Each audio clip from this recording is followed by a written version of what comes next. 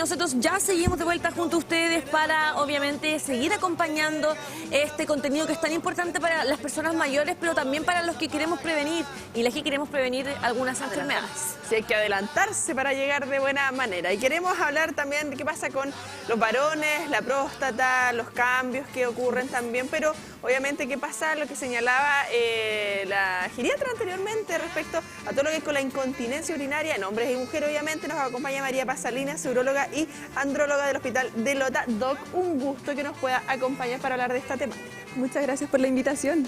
María Paz, bueno, vamos a partir y desmitificar. ¿Efectivamente son los hombres más malos para hacerse los exámenes de rigor y para efectivamente prevenir problemáticas a la larga? Mira, yo te diría que sí, pero afortunadamente es algo que ha ido cambiando con los años, con las campañas de prevención. Bueno, justamente noviembre es el mes de prevención del cáncer a la próstata, así que a la vez, o sea, que se hacen más campañas y se visibiliza más, te diría que más frecuentemente consultan y consultan más oportunamente también. Sí, importante todo lo que pasa obviamente de manera transversal, hombres y mujeres, y aprovechando tu especialidad, tus especialidades respecto a estas temáticas, porque si bien desde la urología entendemos también infecciones urinarias recurrentes en las mujeres, en los varones también va ocurriendo. Cuéntanos un poquito el panorama en esa materia específicamente. Bueno, en adultos mayores sobre todo, la urología es bastante transversal, ¿ya? Si bien la patología oncológica siempre puede ser como la principal preocupación, o el cáncer a la próstata, hay que recordar que la próstata sobre los 50 años puede dar como dos hitos bastante frecuentes, ya que uno es el cáncer a la próstata, ya recordar que el cáncer a la próstata no da síntomas, sino que lo que tratamos es pesquisarlo precozmente. A través del examen de sangre y el tacto rectal. Como hablaban previamente, a través de estos exámenes preventivos, el EMPA, podemos hacer el examen de sangre y en base a eso sospechar, pero también sucede que la próstata tiene otra patología que es el agrandamiento benigno que se da con la edad, que en algunos casos puede dar síntomas urinarios, ¿ya? El cáncer a la próstata en general, salvo en casos avanzados, no da síntomas, ¿ya? Pero el crecimiento de la próstata, el crecimiento benigno con la edad sí puede dar síntomas, ¿ya? Esto de despertar muchas veces en la noche para orinar, el chorro intermitente, el chorro lento, son como los síntomas que tienden a aparecer y por esto sí pueden consultar. Sí. ¿Ya? ¿Cuál es la principal función que tiene la próstata en el organismo y cuáles son también las principales enfermedades que pueden ocasionar justamente esta parte, ¿cierto?, del cuerpo, en este caso masculino? Bueno, la función de la próstata en realidad es más en la juventud, ya tiene que ver con la función reproductiva en relación a la producción del semen y del coágulo seminal, ¿ya? La función es más reproductiva. Después de los 50 años ya en realidad yo siempre les comento a los pacientes que lamentablemente tiende a dar más problemas, ¿ya? Estas enfermedades, como les comentaba. Y las enfermedades más frecuentes tienden a ser efectivamente la hiperplasia prostática, que es el agrandamiento benigno de la próstata, y el cáncer prostático, que como les digo, habitualmente no da síntomas y eso es lo que tratamos de pesquisar precozmente. ¿Ya? Entendemos, Chile es un país conservador y toda la parte baja. De hecho, yo creo que las personas en la consulta como que hasta los términos que utilizan, como que da vergüenza muchas veces hablar de nuestros genitales, de alguna molestia. Y precisamente la geriatra decía, la incontinencia urinaria y todo lo que hay genera pudor. Es frecuente que ocurra, obviamente, llegando a cierta edad, ya sea hombre o mujer, entendemos los hombres por la próstata, mujeres quizás por parto, sobrepeso. ¿Qué ocurre en esos casos y qué soluciones también puede haber en aquellas situaciones? Bueno, en ese caso lo primero es ser súper enfática, ¿ya? En ningún caso es normal la incontinencia urinaria, ¿ya? Tiende a normalizarse mucho, sobre todo en las mujeres, ¿ya? Si bien se normaliza mucho, sobre todo por lo que comentabas tú, por el tema de los partos y todo. Que se rían y no se pueden reír. Exacto. No en realidad los escapes de orina nunca debiesen ser normales, nunca debiesen normalizarse. Y uno debería consultar, ¿ya? Se asocia sobre todo la incontinencia urinaria a muy mala calidad de vida, ¿ya? evidentemente tiene tratamiento, ¿ya? Hay distintas modalidades de tratamiento, tratamientos que tienden a ser más conservadores, otros tratamientos que tienden a ser quirúrgicos, otros tratamientos que tienen que ver con aparatologías, láser, etcétera. Y ahí obviamente va a depender de un poquito el diagnóstico, etcétera, qué condiciones hay, si hubo cirugías previas, etcétera, si hay un prolapso, por ejemplo, asociado a la incontinencia o no, como el enfoque es bastante integral. Obviamente el abordaje es un poquito distinto a hombres que en mujeres. En hombres efectivamente el tema prostático, si hay una hiperplasia prostática, un agrandamiento de la próstata, sí la incontinencia puede ser una causa, digamos, uno de los síntomas también.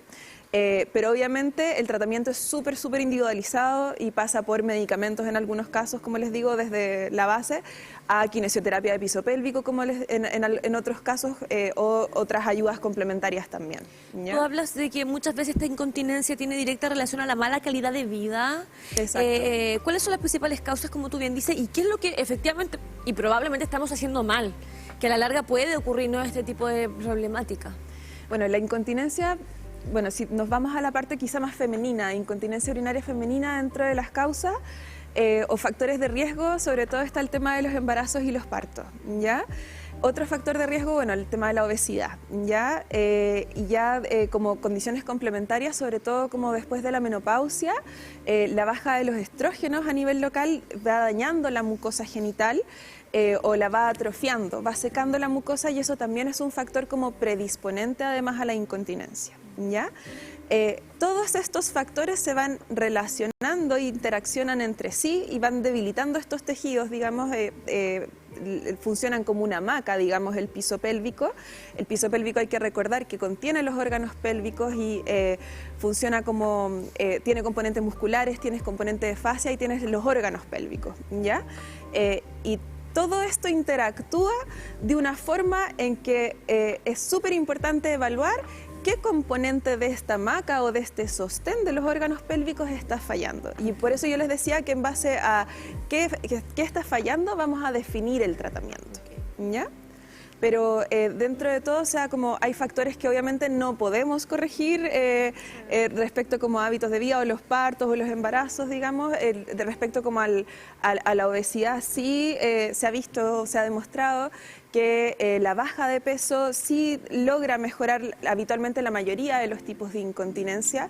Y respecto a los tipos de incontinencia, también recordar que hay dos grandes tipos, digamos, la incontinencia de esfuerzo, que tiene que ver esto de cuando toso, estornudo, claro, hago fuerza, ejercicio, se escapa el pipí. Y otra incontinencia que es la incontinencia de urgencia, que es que apenas tengo este deseo de orinar, tengo que correr al baño porque no logro aguantar. Y esto habitualmente tiene que ver más que con este tema de la fascia y de esta hamaca que hablamos, tiene que ver con una patología vesical que es la hiperactividad vesical, ¿ya? Y esas habitualmente, como les digo, se tratan de forma distinta o de forma complementaria. Puede estar una predominar sobre la otra, pueden estar las dos presentes. Y Doc, pasando a la andrología y todo lo que hay con temáticas sexuales, masculinas, y lo esperable también que ocurra a cierta edad, porque yo creo que entendemos que el cuerpo va cambiando, pero muchas veces nuestra mente dice, quiere, pero nuestro cuerpo no puede. ¿Y cómo vamos también entendiendo esos procesos propios de la edad? Bueno, respecto quizá dentro, o abarcándolo más a la disfunción eréctil quizá, la disfunción eréctil es sumamente frecuente y va aumentando con la edad. Ya hay ciertos estudios que hablan que sobre los 50 años más del 50% de los hombres reportan algún grado de disfunción eréctil entre leve a moderada a severa. ¿Ya? De hecho, como también a esa edad aparece la patología prostática, como haciendo el link, hay cierta correlación. Yo siempre ahí hago como el hincapié en lo importante y lo relevante que es para los hombres como tener estos controles de salud por el urólogo, así como con el ginecólogo, y abordar estos temas como de salud sexual como de forma más natural. ¿Ya? Dentro de la disfunción eréctil, o sea, hay distintas causas también, ¿ya? La más frecuente es la causa vascular, ¿ya? Y es súper importante para nosotros como urólogos tomar este motivo de consulta, dado que las arterias del pene son más pequeñitas que, por ejemplo, las arterias del corazón o las arterias del cerebro. Entonces, una disfunción eréctil puede ser como un aviso de que si está disfuncionando esta pequeña arteria en la llegada de la sangre, puede ser un aviso hasta en 5 años, por ejemplo, de un infarto, ¿ya? Entonces es muy importante que si vemos síntomas de erección o que empieza a aparecer falla de erección, revisar los otros factores cardiovasculares, por ejemplo el tabaquismo, la obesidad, si hay hipertensión controlarla, etcétera, si hay diabetes, etcétera, porque podrían ser, esta disfunción eréctil ser un aviso de que hay una patología cardiovascular de forma sistémica que se está manifestando a través de esta patología. Cuando los hombres son conscientes y probablemente están sintiendo quizás estos cambios, ¿cuáles son aquellos exámenes importantes que deberían de realizarse a tiempo para justamente poder sopesar patologías como las que hemos estado abordando? Mira, dentro de todo, o sea, cuando hablamos de próstata en sí, se recomienda en general al menos un antígeno basal en todos los hombres desde los 50 años, ¿ya? En algunos casos particulares, cuando hay antecedentes familiares, podríamos hacerlo desde los 45 o desde los 40, ¿ya? Esto es, por ejemplo, cuando tienes un antecedente de primer grado, un familiar, ya sea papá o hermanos con cáncer a la próstata que fueron diagnosticados jóvenes, antes de los 65 años, ¿ya? Entonces, el antígeno prostático sí o sí, ¿ya? Y en algunos casos, por ejemplo, bueno, ahí dentro de las causas de disfunción eréctil, por ejemplo, hablamos de las vasculares, hay causas hormonales también, ¿ya? Que aquí empieza a aparecer como el hipogonadismo de inicio tardío, la andropausia, ¿ya? Con los hombres, con la edad baja la testosterona, ¿ya? Y esta bajada de testosterona, una de las manifestaciones que puede tener es la disfunción eréctil, ¿ya? Muchas veces se van sumando más de una causa, ¿ya? Pero en este caso, la baja de testosterona puede manifestarse no solo como disfunción eréctil, sino como otros síntomas asociados a baja de ánimo, depresión, fatigabilidad, que muchas veces no responde a otros tratamientos tradicionales, ¿ya? Por lo que también podemos sumar a este como screening urológico, si es que hay síntomas asociados, un examen de testosterona para ver si es que efectivamente podemos complementar, ¿ya?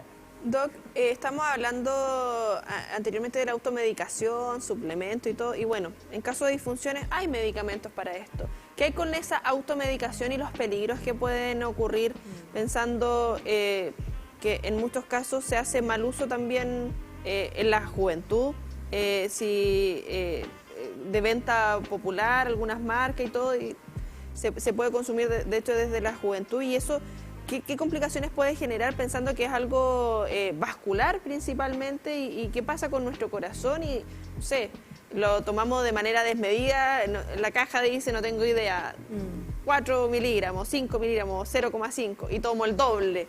¿Qué puede ocurrir también en el organismo de un hombre? Mira, respecto como a los fármacos para la erección, efectivamente se ocupan mucho de forma recreacional en pacientes jóvenes que no tienen disfunción eréctil. ¿Ya? Estos fármacos funcionan como vasodilatadores y en realidad son relativamente seguros, ¿ya? A diferencia de como el mito popular que creen que uno se va a infartar con estos medicamentos, es difícil porque por lo mismo, como funcionan como vasodilatadores, en realidad los riesgos que podrías tener es si tienes alguna condición o algún medicamento que te haga bajar la presión. ¿Ya? O consumo de sustancias. Claro, como el policonsumo de sustancias, obviamente ahí también puedes tener como un riesgo asociado a eso. Pero yo te diría que lo que a mí me preocupa más como andróloga, sobre todo en la juventud, que, o sea, el tema de estos usos, más que por consecuencias como físicas, digamos, hay mucha dependencia psicológica de estos fármacos a largo plazo y una más dependencia psicológica, ¿ya? Y eso es bastante más difícil de tratar, ya como disfunciones sexuales asociadas como a la dependencia psicológica de estos medicamentos. El adulto mayor, finalmente, claro. La edad más avanzada. Y lo otro que yo cada vez estoy viendo más frecuente en la consulta es el uso y abuso de testosterona por fines deportivos en pacientes jóvenes y sexuales. O sea, no solo por fines deportivos, sino como por fines de performance sexual. Hay todo este tema de la testosterona como hormona de juventud, los pellets de testosterona se publicitan mucho. Y eso efectivamente sí tiene riesgos, porque muchas de las testosteronas que se utilizan o que se ofrecen no son como, son derivados anabólicos, que no son las testosteronas como puras, entre comillas, que tienen muchos efectos secundarios, pueden generar infertilidad, pueden inhibir la producción de testosterona en los testículos para siempre, de los espermios también, y eso sí generar consecuencias como bien graves a largo plazo. Muchas veces también se normaliza el uso del cigarrillo. Vemos a muchos varones que por salud mental también creen que es un buen apoyo también para sus vidas, para relajarse, para olvidarse los problemas. Es un vicio que a la larga obviamente puede tener repercusiones. ¿De qué manera es nocivo, por ejemplo, el uso del cigarrillo, del alcohol también, en este día donde obviamente queremos hablar de esta salud integral y dejar de lado los malos hábitos? Bueno, el cigarrillo sobre todo tiene repercusión a nivel cardiovascular y es uno de los principales factores de riesgo en disfunción eréctil, ¿ya? Si hablamos de salud, o sea, si hablamos de riesgo de cáncer, bueno, es conocido el riesgo de cáncer de pulmón, pero desde el punto de vista urológico también está el riesgo de cáncer de vejiga asociado al cigarro. Y del alcohol en sí hay mucha asociación de trastornos de disfunción eréctil y trastornos eyaculatorios asociados al uso de alcohol también. ¿Ya? Entonces, obviamente, más allá de las consecuencias, digamos, a nivel hepático del alcohol o a nivel digestivo del alcohol, ¿ya? Entonces, obviamente, si sumamos a estos sustancias el uso de otros fármacos, obviamente, vamos a tener como consecuencias, ¿ya? Y ahí lo importante, yo creo que también es hacer mucha educación respecto como a las expectativas en sexualidad. Yo siempre trato de recalcar el tema como de lo transversal que tiene que ser la educación sexual. Ya la educación sexual históricamente acá en Chile siempre ha ido o a la prevención de embarazo o a la prevención de enfermedades de transmisión sexual, pero es muy poco lo que sabemos como de sexualidad. ¿Ya? Y mucho de las disfunciones sexuales o del uso de estas sustancias tienen que ver como con falsas expectativas respecto a cómo debería ser la sexualidad. Y eso obviamente no solo uno lo ve en poblaciones jóvenes, sino también en adultos que consultan por disfunciones sexuales que en definitiva tienen que ver como por no cumplir estas expectativas. Sí, porque estamos hablando de las personas mayores este día, 65 años, o sea que su educación sexual fue hace 50 años atrás. Si estamos con una mala educación actualmente o deficiente, más que mala, deficiente, ¿cómo era hace 50 años atrás en nuestro país? Y si es que no más, si hablamos de personas de 75 años, todo lo que significa también la comunicación y todo lo que significa lo que uno puede buscar en internet. La desinformación también. Claro, yo recuerdo haber visto un TikTok que decía como relacionada a esta misma temática, como de sexualidad, como cuál es lo ideal o qué es lo que uno espera, como busca el equilibrio entre lo que tú quieres y lo que realizas y qué pasa ahí, como entre medio. Si finalmente estás bien o no, o es por cumplirle al resto, o por decir, o porque en la mente muchas veces se van creando esto. ¿Qué mensaje le dejarías en particular a aquellos hombres que nos están viendo respecto a estas temáticas, entendiendo que la sociedad también les exige? Siempre hablamos acá de lo que se nos exige como mujeres y los cánones que se nos exigen a mujeres, pero también hay que ponerse la vereda al frente de que al hombre se le exige mucho y que sea un hombre fuerte, fornido, masculino y sin dolor, que no puede llorar. Y finalmente eso lo deja súper vulnerable a la larga y que cualquier cosa que pueda fallar y que no se cumpla, duele más. Bueno, yo siempre hablo que algo muy especial de la consulta que me toca hacer, sobre todo como con los hombres sobre 50 o sobre 60 años, es un poco ir reconstruyendo como estos mandatos de la masculinidad, ¿no? Y tiene que ver con esto mismo, o sea, es muy curioso este discurso de que el hombre se hace hombre a través del pene, pero la mujer, cuando nos hacemos mujeres, tiene que ver con otras cosas, o sea, con la maternidad, y pasa esto, o sea, cuando el hombre parte con una disfunción sexual o con una falla de erecciones, como se cae el pene, se cae toda mi masculinidad. Y ahí obviamente parten los discursos de educación, de la diversidad de prácticas sexuales y bueno, yo cuando me formé, yo siempre cuando abordo el tema de la disfunción eréctil como Siempre trato de incorporar a la pareja, porque no es infrecuente, o sea, hay que recordar que sobre los 60 años también estamos en una pareja que también se está reencontrando después de que ya pasaron su parte laboral más activa quizá, ya después de la crianza, de que obviamente quizá no solamente tienen estos mandatos y expectativas de la sexualidad o la escasa educación sexual como hablábamos, sino también como esta sexualidad de cómo era antes, de cuando ellos eran jóvenes también.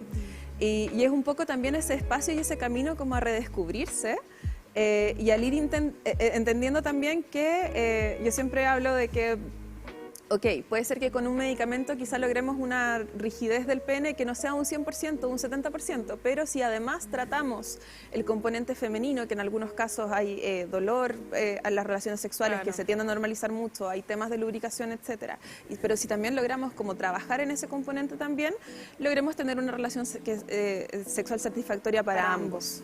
Sí, hay que hablar desde la educación también, como bien hemos ido abordando, el comprender que estos temas deben de ser tocados, deben de ser abordados, no quedarnos con esa educación de 50 años atrás cuando realmente no se podía hablar de estos temas. Por eso me parece que es crucial que tengamos conversaciones hoy día abiertas en esta temática.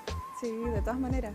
Agradecerte obviamente que nos hayas podido acompañar a dejar ese mensaje y a generar la conciencia finalmente, a hacerse los chequeos, así como un top 3 de las cosas que debiésemos dejar acá como tarea a quienes nos están viendo. Bueno, el chequeo de la próstata, recordar que también ligado a la próstata, consultar a sus urólogos o a su urólogo respecto a más allá de la próstata, si tienen problemas para orinar también, podemos chequear la testosterona también, podemos ver si es que tienen algún tema respecto como a alguna difusión sexual, que es súper importante incorporar a su pareja. Y el tercer mensaje para ambos, tanto hombres como mujeres, que los escapes de orina no son normales y si tienen algún tipo de escape de orina, por muy pequeño que sea, también consulten a su urólogo porque podemos tratarlo. Recomendaciones entonces que vamos dando, ¿cierto?, a esta hora de la mañana. Si quieren también, por ejemplo, hacer consultas, recuerden que también tenemos nuestro WhatsApp, más 569-7756-9177. Y nosotros nos separamos rápidamente, 2 minutos nos separan de las 11 de la mañana, mi reloj 3, la pantalla 2, pero pocos minutos de las 11 donde viene un nuevo avance de prensa.